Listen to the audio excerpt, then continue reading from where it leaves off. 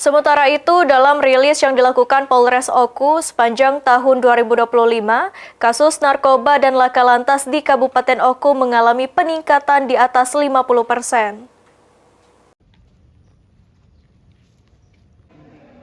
Polres Oku melakukan rilis capaian kerja sepanjang tahun 2025 sebagai pertanggungjawaban kepada masyarakat dalam upaya penegakan hukum di Kabupaten Oku.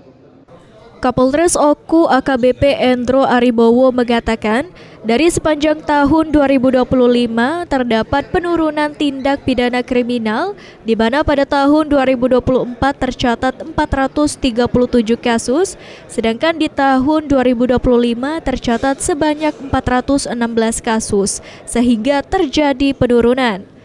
Namun, pada kasus narkotika dan laka lantas mengalami peningkatan, di mana pada tahun 2024 tercatat sebanyak 98 kasus, sedangkan pada tahun 2025 meningkat menjadi 105 kasus atau mengalami kenaikan 6,66%, dengan jumlah pelaku 51 bandar, 37 pengedar, dan 17 sebagai kurir.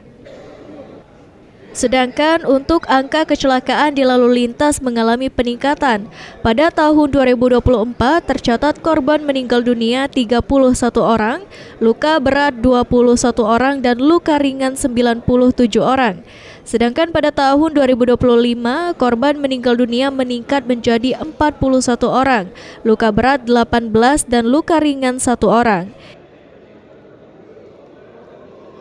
Jumlah perkara yang ditangani sepanjang 2025 ini ada 416 kasus yang ditangani di sektor reskrim atau di fungsi reskrim, baik di Polres maupun di posek-posek jajaran.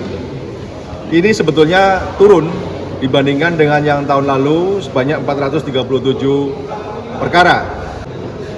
Kemudian untuk penyelesaian kasusnya itu ada 293 atau secara totalnya persentase adalah 70,43%. Yunin Yuniki, PAL TV.